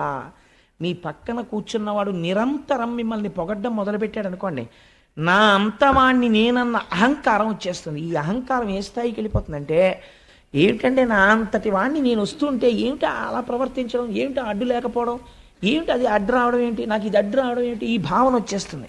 వచ్చేస్తే ఏమవుతుందంటే భూత దయ నశించిపోతుంది, దయ పోతుంది. కాబట్టి దయ పోవడానికి ఇది కారణమైనది, అహంకారము కారణమైనది. కాబట్టి ఇప్పుడు దయ లేదు, దాని ప్లేస్లో మీకు ఏం కనపడుతుంటుంది? అహంకారం కనపడుతుంటుంది. కాబట్టి కలిపురుషుడున్నాడు, మీకు ఏం కనపడుతుంటుంది? అహంకారం కనపడుతుంటుంది. మీకు నేను ఒక ఉదాహరణ చెప్తాను. మొన్నటి రోజున నేను రైతు బజార్లో కూరలు కొనుక్కుని ఇంటికి వెళ్ళిపోతున్నాను. అటువైపు సందులోంచి ఓ పిల్లవాడు ఓ 80 కిలోమీటర్ల వేగంతో హీరో హోండా మీద రైంగిమని టర్నింగ్ తిరిగాడు. తిరిగి వాడు నా స్కూటర్ చూసి, నేను ఆ సందులోకి తిరుగుతున్నాను, స్కూటర్ చూసి నేను ముసలాన్ని అయిపోతున్నాను, నా బండి అంతకన్నా ముసలిది, 17 ఏళ్ళు అయిందేమో అది కొని. నేను పాపం ఇంత అలా సేవిస్తోంది ఎప్పటి నుంచో, దాన్ని ఎందుకు మార్చాలని నేను మార్చలేదు. అది అతను బ్రేక్ కొడితే ఇటువైపు ఉన్నవాడు అటువైపుకి తిరిగాడు. అంటే అలా తిరిగింది బండి.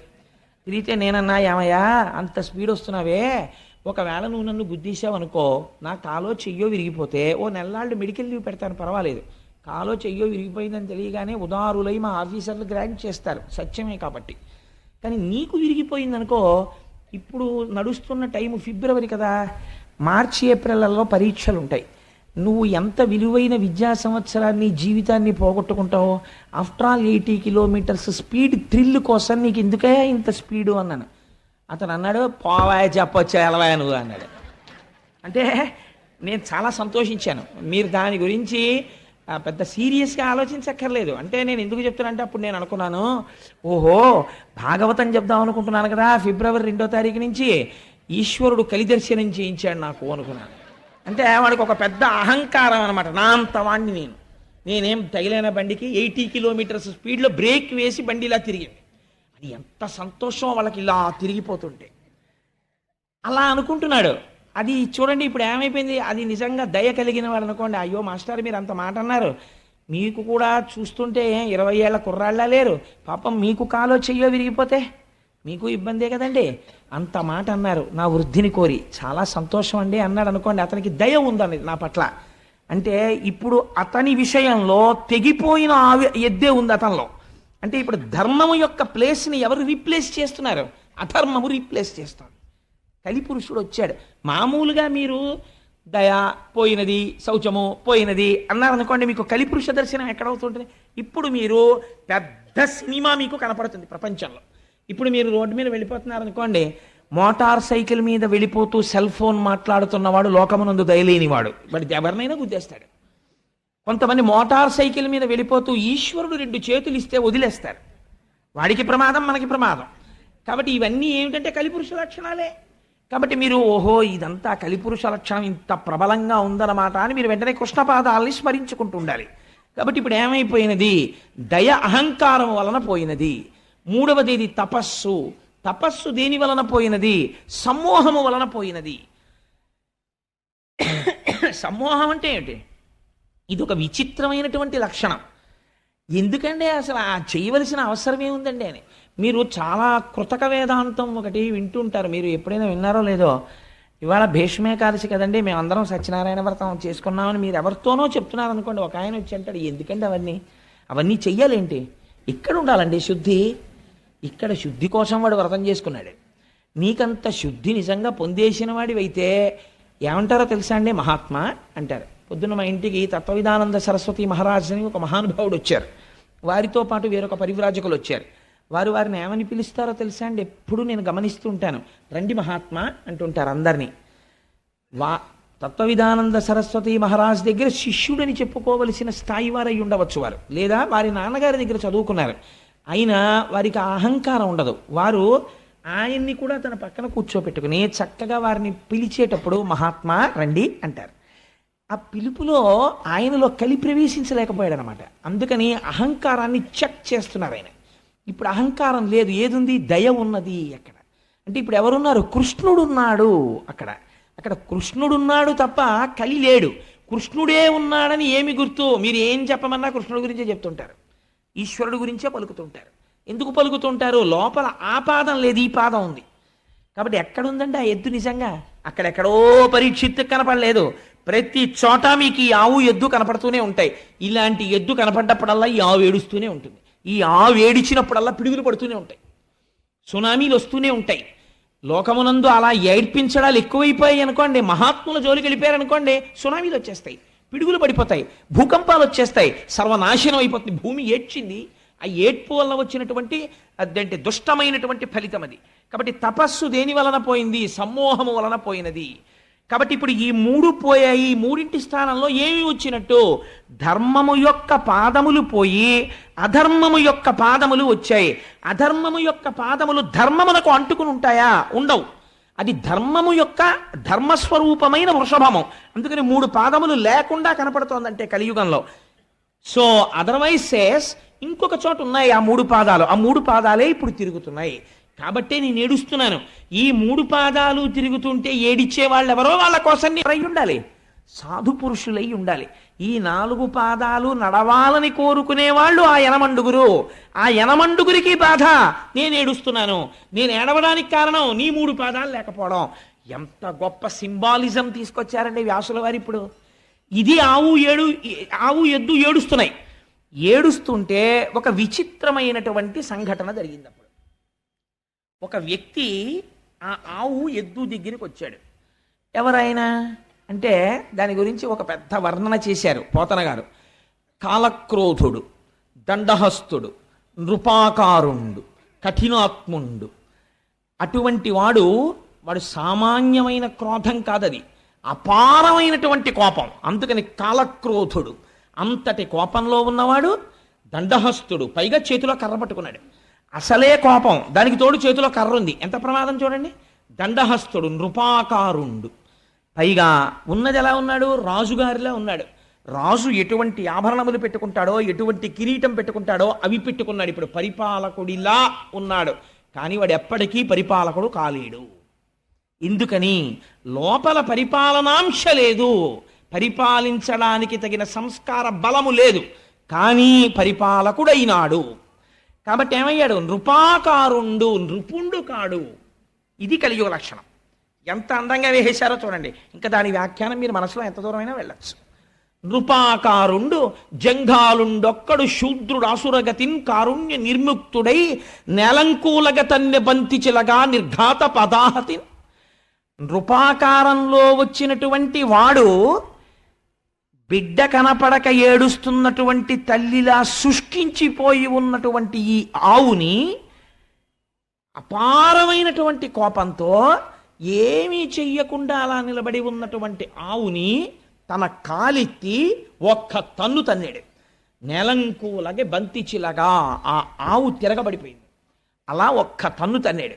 ఒక కాలు మీద నిలబడినటువంటి ఎద్దుని ఇంకొక తన్ను తన్నాడు. ఆ ఎద్దు కింద పడిపోయింది. పడిపోతే వాడు ఊరుకోలేదు. వాడు తన చేతిలో ఉన్న దండముతో కొడుతున్నాడు వీటి రెండింటిని. ఎవరిని? భూమిని కొడుతున్నాడు. అంటే ఏ భూమిని వలన తాను బ్రతుకుతున్నాడన్న విషయాన్ని మరిచిపోయి ప్రవర్తిస్తున్నాడు. ధర్మమును దెబ్బతీస్తున్నాడు. అదే పనిగా కొడుతున్నాడు. ఇవి రెండు ఏడుస్తూ కన్నుల వెంట నీరు కారుస్తూ కింద పడి లేచి కుంటి పడి ఉన్నాయి. కైలాసాచల సన్నిభంబగు మహాగంభీర గోరాజమున్ అటువంటి ఆవుని పట్టుకుని ఇలా కొట్టి ఏడిపిస్తున్నాడు. ఆ ఆవు ఎలా ఉంది? కైలాసాచల సన్నిభంబగు మహాగంభీర గోరాజమున్. అటువంటి ఆవు కైలాస పర్వతం ఎలా ఉంటుందో అంత తెల్లనైనటువంటి ఆవు. ఎందుకండి ఆ పోలిక వేయాలి?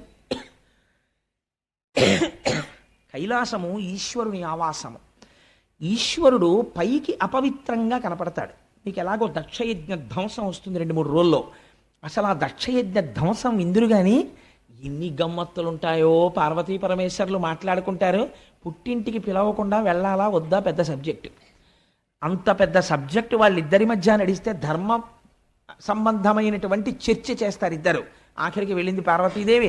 సరే, ఆ తదనంతర విషయాలు ఎలా ఉంటాయి, వీరభద్రుడు ఎలా వస్తాడు, అసలు పోతన గారి పద్యాలు ఎలా ఉంటాయి ఆ సమయంలో మీరు చూద్దురు కానీ ఆ విషయాన్ని. అది వేరు మాట. కానీ నేను ఎందుకు ఈ విషయాన్ని ఇప్పుడు విజ్ఞాపన చేశానంటే, అక్కడ ఈ ఆవుని ఎద్దుని కొట్టేటప్పుడు కైలాసాచల సన్నిభంబగు మహాగంభీర గోరాజమున్, పైకి అమంగళంగా ఉన్నట్టు కనపడతాడు ఈశ్వరుడు. పుర్రెలమాల వేసుకున్నట్టు, శ్మశానంలో ఉన్నట్టు, శవ విభూతి రాసుకున్నట్టు ఉంటాడు. ఆయనంత మంగళప్రదుడు వేరొకడు లేడు. అందుకని ఆయనకి శివ అని పేరు. పైకి అమంగళంగా కనపడతాడు. కాబట్టి ఇప్పుడు ఏమైంది? పరస్పర విరుద్ధమైనటువంటి విషయాలు రెండు ఏకకాలమునందు ఒకరి యందు ఉన్నాయి. అలా ఎప్పుడూ చేసేటటువంటిది మంగళమే. మీరు ఒకటి గుర్తుపెట్టుకోండి, శివుడు అమంగళం చెయ్యడు, ఆవు అమంగళం చెయ్యదు. ఆవు ఆయన చాలా గొప్పవాడు. నేను ఇలా చెప్పానని మీరు ఏమనుకోకండి. నేను ఒక ఉదాహరణ చెప్తాను. దీనివల్ల పెద్దలు ఎంత బాధపడ్డారంటే, ఒకానొక సమయంలో రమణ మహర్షి స్నానం చేస్తే ఆయనప్పటికి పాపం సర్కోమా తీవ్రత పొందేసి అడుగు తీసి అడుగు వెయ్యలేని స్థితిలో ఒక గదిలో స్నానం చేస్తుండేవారు. స్నానం చేస్తే ధూర్త లక్షణాలు అంటే ఎలా ఉంటాయంటే, ఆయన స్నానం చేసిన నీళ్లు తూములోంచి బయటికి వచ్చేస్తుంటే ఆయన చూడకుండా ఆయన స్నానానికి వెళ్ళగానే సీసాలు అట్టుకుని నించునేవారు. ఆయన స్నానం చేసి నీళ్లు బయటకు వస్తుంటే తూములోంచి ఆ సీసాలో నీళ్లు అట్టుకుని పట్టుకెళ్ళి తీర్థాల కింద ముచ్చేసుకునేవారు. ఆయన ఒకసారి బయటకు వచ్చి చూసి తెల్లపోయారు, ఏమిటి వీరి పనులని. రమణ మహర్షి స్నానం చేసిన నీళ్లు తాగితే జ్ఞానం వస్తుందా? రమణ మహర్షి చెప్పినటువంటి విషయాన్ని మీరు పాటిస్తే జ్ఞానం వస్తుందా అంటే అర్థం ఉండదా చేసేటటువంటి పనికి. అలా ఆయన ఎంత మహాజ్ఞాని కానివ్వండి, ఆయన ఎంత గొప్పవాడు కానివ్వండి, ఆయన మూత్ర విసర్జన చేశాడు అనుకోండి, ఆ మూత్ర విసర్జన చేసినటువంటి మూత్రాన్ని తీసుకొచ్చి మీరు ఈశ్వరార్చనలో వాడగలరా? ఆయన మహాజ్ఞాని. మీరు వాడరు, అలా వాడకూడదు కూడా, అసలు ఆ ప్రశ్నే రాదు. ఒక ఆవు మూత్ర విసర్జన చేసింది అనుకోండి, మీరు ఆ ఆవు మూత్రాన్ని పట్టి ఇంటికి తీసుకొచ్చి శుద్ధికి చల్లుకుంటారు. ఆవు మల విసర్జన చేసింది అనుకోండి, దాన్ని పట్టి తెచ్చి చంటి పిల్లల ఒంటికి రాస్తారు. ఎదర దశమస్కంధంలో విందురు కానీ మీరు దృష్టి దోషం రాదు. పైగా శుద్ధి జరగాలంటే ఆవు పేడ నీళ్లలో కలిపి కళ్ళాబీ చల్లుతారు, సూక్ష్మక్రిములు చచ్చిపోతాయని. ఆవు పేడ శుద్ధికి ఉపయోగపడుతుంది, ఆవు మూత్రము శుద్ధికి ఉపయోగపడుతుంది, ఆవు పాలు అభిషేకములకు ఉపయోగపడతాయి, ఆవు పాలు మేధస్సుకు ఉపయోగపడతాయి, ఆవు పాలు అమ్మలేని బిడ్డడి యొక్క శరీరాన్ని పోషించడానికి తల్లిపాలలా ఉపయోగపడతాయి. ఆవు ఎప్పుడు ఆవు నుంచి వచ్చినటువంటి సమస్త పదార్థములు మన యొక్క ఉన్నతికే ఉపయోగపడతాయి. కానీ ఆవు ఎక్కడ ఉంటుంది? ఇంటి బయట పెరట్లో ఉంటుంది ఎక్కడో తప్ప. అయ్యో ఆవా, నీ పాలతో అభిషేకం చేసుకుంటుంటే నాకు వచ్చినటువంటి గ్రహాల యొక్క దోషానికి ఉపశాంతి కలిగింది. పాపం నువ్వు అక్కడ ఉండడం ఏంటే, వచ్చి నువ్వు కూడా హాల్లో ఉండని తెచ్చి మీరు కడతారా? కట్టరు. ఆవు ఎలా ఇంట్లోకి రాదో, పెరట్లో ఉండి మీకు ఉపకారం చేస్తుందో, రుద్రభూమిలో ఉండి మీకు ఉపకారం చేస్తాడు శంకరుడు. అందుకని కైలాసాచల సన్నిభంబకు మహాగంభీర గోరాజమున్ నిరంతరము ఉపకారము తప్ప వేరొకటి తెలియనటువంటి ఆ ఆవుని నీ చరణంబుల నెవ్వడిటి నిర్దలితంబుక చేసే వాడు తా ఖేచరుడైన మణికీలిత భూషణయుక్త బాహులం వేచడి త్రుంచివైతూ వినువీధికి నేగిన నెలడాగినన్నాడు పరీక్షిత్. ఎవరు నిన్నిలా కొట్టినవారు? ఎవరు? నువ్వు చేసినటువంటి ద్రోహం ఏమిటి? నువ్వు పాలిస్తావు, నీ పేడ ఉపయోగపడుతుంది, నీ మూత్రం ఉపయోగపడుతుంది. ఇన్నింటిని వాడుకుని వాచవి అయిన గడ్డి తిని వాహినులందు జలంబు త్రాగగా నువ్వు చేసినటువంటి దోషం ఏమిటి? ఎక్కడో వాచవి అయిన గడ్డి తిని, పోనీ అయ్యో గడ్డి తినేసిందండి దుర్మార్గం ఎద్దు అందామా అంటే, ఎవ్వరికి పనికిరానటువంటి గడ్డి ఆ ఎద్దు తింటోంది. వాచవి అయిన గడ్డి తిని వాహినులందు జలంబు త్రాగగా, గడ్డి అంటే తింటాను కానండి, ఫిల్టర్ వాటర్ తాగకపోతే నాకు పడదండి, పాలు ఇవ్వలేను, పాలు నీటితో రావాలి కదా. మీకు ఆవు పాలు మీ చంటి పిల్లాడికి పడతానంటున్నారు, మరి మీరు నాకు కుడి తెడితే ఆ కుడితిలో అంశయే పాలగా వస్తాయి, అవి చెంచాడు మీ అబ్బాయి నోట్లో పొయ్యగానే వాడికి డయేరియా వచ్చేస్తుంది. అందుకని ఆవుకి మాత్రం ఫిల్టర్డ్ వాటరే పెట్టండి అని ఆవు ఎప్పుడైనా అడిగిందండి? మీ ఇంటికి వచ్చి మీ బిందెలో నీళ్లు కూడా అది అడగలేదు. ఎక్కడ నీళ్లు తాగింది? వాహినులందు జలంబు త్రాగగా, ఎక్కడో మీరు వెళ్ళి నీరు తెచ్చుకోని చోట తన మూతి పెట్టి నీరు తాగింది. ఎందుకు ఈ మాట అన్నారో తెలుసా అండి? ఒక రహస్యం ఉంది. ఎద్దుని పాము ఎక్కడ కరిచినా చచ్చిపోదు అంటారు. ఎక్కడ కుడితే చచ్చిపోతుంది, మూతి మీద కుడితే మాత్రం చచ్చిపోతుంది.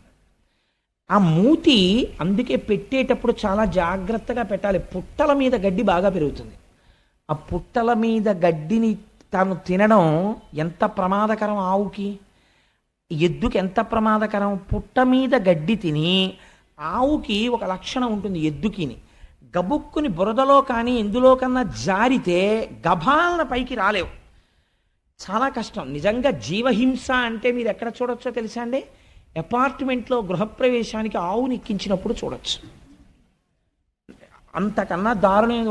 ఆవు బొమ్మట్టుకుని వెళ్ళకూడదండి. మీరు ఆవును అందులో న్యాసం చేసి, సుబ్రహ్మణ్య శర్మ గారు రేపు మనకి వ్రతం చేయిస్తుంటారు, ఆయన నాకు ఒక సందర్భం చెప్పారు. 3rd ఫ్లోర్లో పూర్తి అయ్యి అపార్ట్మెంట్లో ఎవరో గృహప్రవేశం అవుతూ ఆవుని బలవంతంగా ఎక్కించేసి ముందే లోపల పెట్టారట. పెడితే పాపం ఈ పుణ్యాత్ముడికి తెలియక గృహప్రవేశానికి ముందు మంగళవాయిద్యం చేయండి అన్నాడు. అంటే వాళ్ళు మంగళవాయిద్యం చేశారు. చేయగానే తెల్లవారకట్ల 3 గంటల ముహూర్తం. ఈ ఆవు బెదిరిపోయి ఇంకా గ్రిల్స్ పెట్టినటువంటి కిటికీలోంచి సగం దూకేసింది. కింద రోడ్డు ఉంది. ఆ ఆవుకి వెనక్కి రావడం తెలియదు, ముందుకు పడిపోతే చచ్చిపోతుంది. ఈ విషయం పాఠం చెప్పిన కృష్ణావధానులు గారికి తెలిస్తే నువ్వు జీవితంలో మళ్ళీ వేదపన్నం చెప్పకని శపిస్తారేమో అని భయపడి ఈయన గృహప్రవేశం విషయం అక్కడ పెట్టేసి వీధిలోకి పరిగెత్తి ఎవరో కొబ్బరి బండాలు కొట్టేవాళ్ళు కనబడితే, ఉరే నేను 500 ఇస్తాను, ఆవుని వెనక్కి రాకేంట్రా, లేకపోతే గోహత్యాపాతకం నాకంటుకుంటుంది, నేను మోగించమన్నా నా మంగళ వాయిద్యాలు అని ముందు వాళ్ళని తీసుకొచ్చి తాళ్ళేసి తప్పెట్లేసి ఆవుని వెనక్కి తీసుకొచ్చి కిందకి దింపాక గృహప్రవేశం చేయించానండి. ఇలా ఉంటాయి అపార్ట్మెంట్లలో గృహప్రవేశాలంటే నాకు భయం మహాప్రభు అన్నాడు ఆయన. నాకు నిజమే అనిపించింది. మీ పుణ్యం కోసం ఆవు పేడేసేసి మూత్ర విసర్జన చేసేసి బెంగెట్టేసుకుని మీ మార్బుల్ ఫ్లోరింగ్ మీద నిలబడలేక 4 కాళ్ళు ఇలా జారిపోతుంటే చిత్రహింస పెట్టేయడమా? అదండి ఆవుని తీసుకెళ్ళి అంత హింస పెట్టి మీరు ఆ ఇంట్లోకి వెడితే మీకు ఏం కలిసి వస్తుందండి నాకు చెప్పండి. ఆ ఆవు అంత భయపడిపోయిన చోటకి మీరు వెళ్ళిపోతే మీకు కలిసి వస్తుందా? ఆ గోవు బెంగ పెట్టుకుని ఏడ్చిన ఏడుపు కట్టి కుడిపేస్తుంది. పెచ్చ పనులు చేయకూడదు. చేసేటప్పుడు సందర్భములను చూడాలి. ఆ ఇంట్లోకి ఆవిడితే తీసుకెళ్ళితే మానే. ఎందుకు వచ్చింది అల్లరి? ఓ ఆవు బొమ్మ అట్టుకెళ్ళు, గొడవ వదిలిపోయాయి. వెళ్ళేటప్పుడు గోవుకి ప్రదక్షిణం చేసి నమస్కరించి, అమ్మా గోమాత సమస్త శుభములను కటాక్షించు, నేను కట్టుకున్న ఇంట్లోకి నువ్వు రాలేవమ్మా, నువ్వు వెళ్ళిపోతే గొడవ వదిలిపోయాయి. ఆవిడ కటాక్షిస్తుంది. ఎందుకు వచ్చిన అల్లరి? నేను ఈ విషయాన్ని ఎందుకు ప్రస్తావన చేశానంటే, వాచవి అయిన గడ్డి తిని వాహినులందు జలంబు త్రాగగా, ఎంత గొప్ప మాట వేసారండి పోతన గారు. నిజంగాను నీకు పనికొచ్చేది ఏం తిందిరా అది? నువ్వు కొట్టడానికి నాకు ఒక కారణం చూపించు. గడ్డి తిందా? నువ్వు తినవు. నిన్ను ఎప్పుడైనా తిట్టవలసి వస్తే అంటారు, ఏ గడ్డి తిన్నా ఏట్రా, బుద్ధి గడ్డి తిందా అంటారు. అంటే నువ్వు గడ్డి తినవలసిన రోజే వస్తే అంతకన్నా హీనం ఇంకోట్లేదు. అలాంటిది అది తిందా గడ్డి. వాహినిలందు జలంబు త్రాగగా, ప్రవహించి వెళ్ళిపోతున్నటువంటి నీటిని అది తాగింది ఎక్కడో వెళ్ళి. నువ్వు మాత్రం ఫిల్టర్ చేసుకు తాగుతావు. అలాంటి నీళ్ళది తాగి, ఫిల్టర్డ్ వాటర్ తాగి, కుక్కుడు ఫుడ్ తిని, కుక్కర్లోది తిని, చాలా హైజీనిక్ ఫుడ్ తిన్నాననిపించుకుని నీలో విషం పెరుగుతోంది. వీధిలో గడ్డి తిని ఏట్లో నీళ్లు తాగి అది పరమసత్వగుణ స్వరూపమైన పాలనిస్తోంది. ఉపాధి ఏదైతే ఎందుకండి, ఎవరు గొప్ప? అది గొప్ప. కాబట్టి వాచవి అయిన గడ్డి తిని వాహినులందు జలంబు త్రాగగా నీ చరణంబులెవ్వడిటు నిర్దళితంబుగా చేసే. ఎవడు నీ 3 కాళ్ళు తెగగొట్టాడు? ఎలా నువ్వు అపరాధం చేస్తావని నమ్మాడు అసలు? వాడు తా ఖేచరుడైన మణికీలిత భూషణయుక్త బాహులన్ వేచని త్రుంచివైతు వినువీధికి నేగిన నెల దాగినం. వాడు భూమిలో దాక్కొని ఆకాశానికి ఎగిరిపోని, వాడు మణులు పెట్టుకున్నటువంటి భూషణములతో కూడినటువంటి వాడి భుజములను నా కత్తితో నరికేస్తాను, ప్రతిజ్ఞ. ఏ చేతితో నీ పాదములు నరికాడో ఆ చేతుల్ని నేను నరికేస్తాను. అంటే ఇంకా ధర్మ సంస్థాపన కోసము పూనికున్న రాజు ఉన్నాడు భూమి మీద, పరీక్షిత్ వరకు. ఈ మాట అనగానే అక్కడ ఉన్నటువంటి ఆ వృషభము, ఆ గోవు, అవి రెండు వాటి స్వరూపమును చూసి పరీక్షిత్ గుర్తుపట్టాడు. అమ్మా, నువ్వు ధరణిదేవివి, ఆయన ధర్మము. మీ ఇద్దరూ ఇలా అయిపోయినందుకు నేను శోకిస్తున్నాను. కానీ ఎవడు ఇలా ఈ పాదములు తెగగొట్టాడని అడిగాడు. అడిగితే వీళ్ళు చెప్పకముందే ఆవిడంది ఎంత గొప్పగా మాట్లాడిందో చూడండి. కొందరు కాలం అన్నారయ్యా, కొందరు కర్మ అన్నారు, ఇది యుగ సంధి అన్నారు, ఇది యుగ లక్షణం అన్నారు, ఏవేవో కారణాలు చెప్పారు. నా కాళ్ళు మాత్రం తెగిపోయాయి అందావిడ. అంటే ఆయన అటు ఇటు చూస్తున్నాడు. ఇప్పటి వరకు నృపాకారంతో ఉన్నవాడు ఒకడున్నాడు చూశారా, వాడు గభేల్న వెళ్ళి పరీక్షిత్ పాదాల మీద పడిపోయాడు. పడిపోయే, అయ్యా నన్ను రక్షించండి, తప్పైపోయింది, నేనే నరికేశానా 3 పాదాలు అన్నాడు. అంటే ఇప్పుడు ధర్మము యొక్క 3 పాదములను ఎవరు నరకగలిగారు? కలి వలన పోయాయి. కలి తెంపలేదు, కలి మీలోకి వస్తే మీ చేత తెంపించేస్తాడు ధర్మాన్ని. కాబట్టి ఇప్పుడు కలి ప్రవేశం జరిగినది. కానీ స్థిరముగా నేను ఉంచుకోలేకపోతున్నాను. ఒక మాట చెప్పాడు, నా తప్పు కాదు, ఇది కలియుగం, నేను రావాలి, అందుకే ఈశ్వరుడు వెళ్ళిపోయాడు, నేను వచ్చాను. కానీ మరి నేను గట్టిగా ఉంచుకుని నిలబడదామంటే నేను ఎక్కడికెళ్ళి నిలబడితే అక్కడే నువ్వు ధనుర్బాణాలు పట్టు కనపడుతున్నావు. మరి ఎలా? ఇలా అయితే నేను ఉండడం కష్టం కదా. మరి కలియుగంలో కలిని ప్రవేశించాలి కదా. అందుకని నువ్వు నాకు ఒక అవకాశం ఇయ్యి, నువ్వు ఫలానా చోట ఉండు అని చెప్పు, నేను అక్కడ ఉంటాను. అప్పుడు ఇంక ఇబ్బంది ఉండదు. తప్పించి నేను ఎక్కడికెడితే అక్కడ నువ్వు కనపడుతుంటే నీకు నాకు సంఘర్షణ వస్తుంది, నువ్వు నన్ను చంపుతానంటుంటావు, యుగం వచ్చేసింది, నేను రావాలి, కాబట్టి నేను ఎక్కడ ఉండనో నువ్వే చెప్పన్నాడు. అంటే ఎంత గొప్ప మాట చెప్పాడో చూడండి. పరీక్షిత్ అన్నాడు, నీకు 4 స్థానాలు ఇస్తాను, నువ్వు అక్కడే ఉండు అన్నాడు. ఎక్కడ ఉండమంటావు అని అడిగాడు. మొట్టమొదట పరీక్షిత్ చెప్పిన స్థానం ఏదో తెలుసా అండి? జూదశాల యందు నీవు ఉండవచ్చు. రెండవది ఎక్కడ ఉండనన్నాడు, పానశాల యందు నువ్వు ఉండవచ్చు. ఎక్కడెక్కడ ఈ మత్తు గొలిపేటటువంటి పదార్థములను త్రాగుతారో అక్కడ నువ్వు ఉండవచ్చు. మూడవది స్వేచ్ఛావిహరిణులై ధర్మమునకు కట్టబడని ఆచార భ్రష్టులైన స్త్రీల యొద్ద నువ్వు ఉండవచ్చు. నాలుగవది ఎక్కడ ఉండవచ్చు, జీవహింస జరిగేటటువంటి ప్రదేశముల యందు నీవు ఉండవచ్చు. 4 ప్రదేశాలు నీకు ఇచ్చానన్నాడు. ఇప్పుడు మీరు పురాణంగా నేను దీన్ని ఈ మాట చెప్పి నేను దాటేశాను అనుకోండి, మీరు నా చొక్కా ఏం పట్టుకోరు, పాపవాడికి అదే వచ్చు అని చెప్పాడు, పాపవాడి జోలికి ఎందుకు మనకు కాను వదిలేస్తారు నన్ను. కానీ మీరు నాకు ఒక విషయం చెప్పండి, కలికి ఈ 4 ప్లేసెస్ ఇస్తే ఏమిటి కలిసి వచ్చిందండి పరీక్షిత్కి? అసలు నువ్వు రావద్దురా అనాలి, కానీ ఈ 4 స్థానాలు నీకు ఇచ్చానన్నాడు కదా, ఈ 4 స్థానాలు ఇచ్చాడు అనుకోండి, కలి వెళ్ళి జూదం షాపులో పేక ముక్కలు ఇస్తాడా, లేకపోతే ఈ మత్తు పదార్థాన్ని అమ్మేటటువంటి చోటుకి వెళ్ళి షాప్ పెట్టుకుంటాడా, లేకపోతే జీవహింస తను చేస్తాడా, మిమ్మల్ని ఎలా పాడు చేస్తాడు కలి? ఇది మీరు విశ్లేషణ చెయ్యాలి. ఎలా పాడు చేస్తాడు అంటే దాని ఫలితమును చెప్పారు. జూదశాలయందు ఏమి జరుగుతుంది అంటే అసత్యము ప్రబలుతుంది. ఎలా అని మీరు నన్ను అడగచ్చు. మీరు కావాలంటే లోకమునందు పోకడ మీరు గమనించే ఉంటారు. మీరు గుడికి వెళ్ళేవాడు, ఏమన్నా ఒకసారి నేను శివాలయానికి వెళ్ళి ప్రదక్షిణం చేసి వచ్చేస్తానండి అంటాడు. లేదు, ఇంకా సినిమాకి వెళ్ళేవాడు అనుకోండి, ఏమండి ఏమనుకోకండి సినిమాకి వెళ్తున్నానంటాడు. ఇంకా పోని 10 మంది పరిహాసం ఆడాలండి. అదేంటి ఆఫీసర్ గారి దగ్గరికి వెళ్ళి, సార్ నాకు కొత్తగా పెళ్ళయిందండి, 16 రోజుల పండగ, ఎస్ఆర్ఎం గారి ఇన్స్పెక్షనో జడ్ఎం గారి ఇన్స్పెక్షనో అంటున్నారు, మా అత్తారు బాధపడతారు సార్, అందుని 16 రోజులు పండగకి వెళ్ళాలంటే ఓ చిరునవ్వు నవ్వేసి ఆఫీసర్ గారు గ్రాంట్ చేసేయచ్చు. అది కూడా నోటితో చెప్పుకుంటాడు నేను వెళ్ళాలండి అని. కానీ ప్యాక్ ఆడుకోవడానికి వెళ్తున్నానండి అని చెప్తాడండి ఎవడైనా? చెప్పడు, మర్యాద పోతుందని తెలుసు వాడికి. అందుకని ఏం చెప్తాడు, అబ్బాయి ఏం లేదండి మా ఫ్రెండ్ ఇంటికి వెళ్ళొస్తాను మాస్టారు అని వెళ్ళిపోతాడు. లేకపోతే దానికి అందమైన పేరు ఎట్టుకుంటారు. దాన్ని నేను ఎందుకు చెప్పాలి కానీ ఇంగ్లీష్లో అయితే సితో ప్రారంభమై బితో పూర్తి అయిపోయేటటువంటి 4 అక్షరాల సంస్థను ఒక దాన్ని పెట్టుకుంటారు.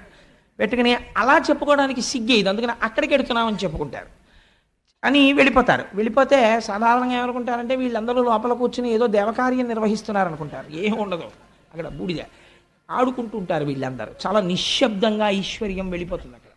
అది కలిస్థానం. అందుకని అసత్యం ప్రారంభమవుతుంది. ఎందుకో తెలుసా అండి, సత్యమేవేశ్వరో లోకే సత్యం పద్మాశ్రితా సదా సత్య మూలాని సర్వాణి సత్యాన్నాస్తి పరమం పదం. సత్యాన్ని ఆశ్రయించి లక్ష్మి ఉంటుంది. అసత్యం పలకగానే లక్ష్మి వెళ్ళిపోవడం మొదలైపోతుంది. అక్కడ ఏమవుతుంది, అసత్యమే చెప్పాలి. కాబట్టి ఏం చేస్తాడు, ప్రారంభం అసత్యం, తీరా వెళ్ళిన తర్వాత 3 గంటలు కూర్చుని ఇంటికి వస్తాడు. పాపం భార్య అలా కూర్చుంటుంది. ఏమండి ఇంతసేపు ఎక్కడికి వెళ్ళారండి అంటుంది. కోటేశ్వరరావు ఉపన్యాసానికి వెళ్ళానే, ఓ రోజు తప్పకుండా రండి రండి రండి రండి, మీరు రాకపోతే నేను చెప్పలేకపోతున్నాను అంటున్నాడు, అందుకని వెళ్ళానంటాడు. కాబట్టి ఏమైపోయింది, అక్కడ అసత్యం. అసలు ఆ కోటేశ్వరరావు అలా అడగను లేదు. నాకు ఒక తమాషా ఆయన మాట వినపడుతుంటుంది ప్రపంచంలో. నాకు ఎక్కడ నవ్వు వస్తుందంటే ఒక్కొక్కరు నాకు కనపడంటుంటారు, కోటేశ్వరరావు మీ ఉపన్యాసాలకి రాలేకపోయానండి ఏమనుకోకండి అంటారు. నేను అనుకోవడం ఎందుకంటే మా ఇంట్లో పెళ్ళి ఇదేమన్నా వస్తే సంతోషం, రాకపోయినా సంతోషం. మీరు రాకపోతే అంటే నేను కించపరిచానని కాదు, ఆ మాట ఎందుకు, రాకపోతే అది it's not an excuse to be pleaded. దానికి పెద్ద ఇదే ఉందండి. ఈశ్వరానుగ్రహం ఉంటే వస్తారు, ఈశ్వరానుగ్రహం లేకపోతే రాలేరు, అంతే భగవత్ సంబంధంలో. కాబట్టి అసత్యముతో మొదలవుతుంది. భార్యకి ఏమంటాడు, అబ్బాయి కోటేశ్వరరావు ప్రసంగానికి వెళ్ళాను, ఆయన బాధపడుతున్నాడు, ఒకసారి రమ్మని, అందుకని వెళ్ళానంటాడు. కానీ క్రమంగా తెలుస్తుంది, భార్య ఏడుస్తుంటుంది ఇంట్లో, మీరు ఏం చేస్తున్నారో నాకు తెలుసు, డబ్బులు పోతాయి, ఏమీ కాదు నీ మోహం మా నాన్నగారికి పంపించానంటాడు. బుకాయిస్తాడు. భార్య కదా డబాయిస్తాడు. పిల్లలకి తెలిసిపోతుంది. పిల్లాడు అంటాడు, నాన్న నువ్వు పేకాట ఆడుతున్నావా అంటాడు.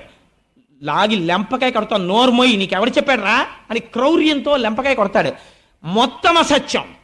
ఎక్కడ జూదశాలలోంచి ఏ రూపంలో కలి ప్రవహిస్తున్నాడు, అసత్య రూపంలో వస్తున్నాడు. కాబట్టి భ్రష్టత్వం వచ్చేసిందంతే. రెండవదేది పానశాల. తాగగానే పోయేదేది యుక్తాయుక్త విచక్షణ పోయి మదము ప్రవేశిస్తుంది. ఎంత అతివాగుడు మొదలైపోతుందో. అప్పటి వరకు చాలా సౌమ్యంగా ఉంటాడండి. శుకపిక బకరవములు ప్రారంభమైపోతాయి. ఇంకా ఉచ్చేసుకున్నాడో ఒక వెర్రి ధైర్యం వస్తుందో ఏమో, నాకు స్వానుభవం లేదు. ఇంకా ఒక వెర్రివాగుడు మొదలెట్టేస్తాడంతే. ఎందుకంటే నేను ఒక రోజున రైల్లో చూశాను, నాతో వచ్చిన వాళ్ళు చూశారు. ఆ రోజున హైదరాబాద్ వచ్చిన వాళ్ళు నాతో, తుకారాం శర్మ గారు, ఆ తర్వాత కృష్ణప్రసాద్ గారు, వీళ్ళందరూ ఆ రోజున హైదరాబాద్ వెళ్ళాం. మేము వెళ్ళినప్పుడు ఒక ఆయన పీకల మొయ్య తాగేసి పాపం 2 బిడ్డలతో ఎక్కిన ఒక స్త్రీని వేధించాడు. నిజంగా సెల్ ఫోన్ ఎవరికో కొట్టేసి ఆవిడికి ఇచ్చి మాట్లాడమన్నాం, ఆ పిల్లలకి ఇచ్చి మాట్లాడమన్నాం. నాకు టిఫిన్ తీసుకొచ్చిన వాళ్ళు పక్క కంపార్ట్మెంట్లో ఉన్నారు. వాళ్ళు కోటేశ్వరరావు టిఫిన్కి రెండని కబురు చేశారు. నేను లేవబోతుంటే అన్నయ్య అని ఆవిడ గబుక్కుని పట్టుకుంది. నేను తెల్లబోయాను. అదేంటి ఈ సంబంధం ఎక్కడిది, వీడు ఎవరో నాకు తెలియదే అనుకున్నాను. మీరెవరమ్మా అన్నాను. అంటే అన్నయ్య అన్నయ్య మాట్లాడాలన్నయ్య అని. నేను ఇలా రాగానే, అన్నయ్య మీరు వెళ్ళిపోతే వీడు ఏం చేస్తాడో నేను దిగిపోదాం అనుకుంటున్నాను రాజమండ్రిలో, భయం వేస్తోంది అన్నయ్య, మీరు కూడా ఎవరు లేరు, నేను ఒక్కడనే ఉన్నాను అక్కడ, అన్నయ్య మీరు వెళ్ళకండి అన్నయ్య అంది. అప్పుడు నేను, అమ్మ మీరేం భయపడకండి అని టిఫిన్ కోసమని మళ్ళీ కబురు వచ్చింది, వీడు ఇంకా రాడేమిటని. అలా కాదు మీరే ఇక్కడికి రండి, ఇక్కడ తిందాం అని వీళ్లతో మెల్లిగా మాట్లాడి, అదేంటి చెల్లాయి నువ్వు వెళ్ళి అక్కడ పడుకో అని చెప్పేసి ఈ 3 బెర్తుల్లో ఉన్న వాళ్ళల్లో ఒకళ్ళ దగ్గరికి ఈవిడ్ని పంపించి వాడిని ఇక్కడ ఇది తెచ్చి పడుకోవాల్సి వచ్చింది. ఎంత దారుణం అండి. తెల్లవారి లేచేటప్పటికీ మీరు నమ్ముతారా, ఆయనంత పెద్ద మనిషి లేడు. ఎంత పెద్ద మనిషో. ఆవిడ వచ్చి ఎదురుగుండా కూర్చుంది. అన్నాడు విచిత్రం, సికింద్రాబాద్లో దిగిపోయే ముందు, sister I'm very sorry for what has happened, I'm not in my own mood, నేను రాత్రి లిక్కర్ తీసుకున్నానమ్మా నన్ను మన్నించి అన్నాడు. మదోన్మత్తుడయ్యాడు. ఆ సమయంలో అతను ఏమైనా చేసేస్తాడు. అతనికి తెలియదు ఈ మదం ఎక్కడి నుంచి వచ్చింది. నువ్వు సేవించకూడనిది సేవించి నీ అంతా నువ్వు రాక్షసుడు అయిపోతున్నావు. ఈశ్వరుడు ఇచ్చినటువంటి దైవత్వాన్ని నాశనం చేసుకుంటున్నావు. ఇక్కడ ఈశ్వరుడు ఉన్నాడు, నువ్వు పూజ చేయకపోతే పీడా పోయేది. సారా పట్టుకెళ్ళి శివలింగం మీద మీరు పోస్తారండి? ఈశ్వరుడు హం వైశ్వానరో భూత్వా ప్రాణినాం దేహమాశ్రిత, ఆయన మీద నువ్వు పొయ్యొచ్చా? ఆయన మీద నువ్వు పోస్తున్నావు. పోస్తే ఏమొస్తుంది? ఈశ్వరుని యొక్క దయ ప్రసరించదు, ఈశ్వరుని యొక్క ఆగ్రహము ప్రకటితమవుతుంది. ఏ రూపంలో? మదోన్మత్తుడు అవుతావు. ఆ మదం నిన్ను భ్రష్టుణ్ణి చేసేస్తుంది. అంతే, ఇంటి వీధి ముందుకు వచ్చి పడిపోతావు. మర్నాడు నువ్వు వీధిలోంచి ఎడుతుంటే ఆయనే నిన్న పడిపోయినవాడు వీధిలో అని చెప్పుకుంటారు. పీనుగుని దింపినట్టు రిక్షాలు దింపి తీసుకెడుతుంటారు ఇళ్లలోకి, సంకల కింద చేతులేసి. ఎంత దారుణం అండి! ఎందుకు? బతుకు బతికినట్ట చచ్చినట్ట? దేని వలన?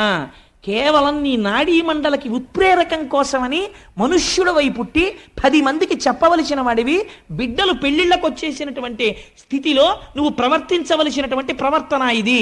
కలి అలా రాగలడు, మద రూపంలో వస్తాడు మధ్యశాల నుంచి. అందుకుని నువ్వు పానశాల ఎందు ఉండవచ్చు. ఏమిటి ధైర్యం పరీక్షిత్తుకి? తన వాళ్ళు ఎవరు అసలు అక్కడికి వెళ్ళరు.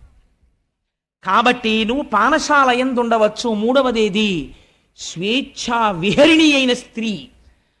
నేను ఎంత తక్కువ మాట్లాడితే అంత మంచిది దాని గురించి, అందుకని నేను అసలు ఆ ప్రస్తావన చేయను. నాలుగవది, ఎందుకంటే ఒక పూజ్య భావనతో చూడ్డానికి అలవాటు పడి ఒక లలితా సహస్రం చెప్పి, ఒక సౌందర్యలహరి చెప్పి, స్త్రీ అనబడేటటువంటి ఒక పేరు యందు ఆడది అన్నదాని యందు అమ్మతనాన్ని చూసి ఒక గౌరవం పెంచుకున్నవాడు పురాణ వ్యాఖ్యానం కోసం కూడా తక్కువ చేసి మాట్లాడడం అనవసరం. నేను చేయకపోయినంత మాత్రం చేత మీరు అర్థం చేసుకోలేని వాళ్ళు కారు, అందుకని నేను దాన్ని పరిహరిస్తాను. అందుకని స్వేచ్ఛావిహరిణి అయిన స్త్రీ వలన సమాజము భ్రష్టు పడుతోంది, విషయ సంగలోలుడైపోతున్నాడు. నాలుగవది హింస. హింస అంటే ఏమిటో తెలుసా అండి? హింస అంటే నిష్కారణముగా ఒక ప్రాణి బాధపడితే తాను సంతోషించుట. ఇక్కడ మీరు ఒకటి జ్ఞాపకం పెట్టుకోవాలి. ప్రాణి హింస అంటే చంపేయడం అని కాదు, అస్తమానం చంపేయక్కర్లేదు. ఇలా చీమల బారి వెళ్తుంటే కుడతారు కొంతమంది, నిష్కారణంగా నిలబడి ఆకులు తుంపేస్తారు. నువ్వు ఆకును సృష్టించలేదు, నువ్వెందుకు తుంపేయాలి ఆకుని? నిష్కారణ హింస. అన్నిటికన్నా భయంకరమైన హింస ఏమిటో తెలుసా అండి? నోటి మాట.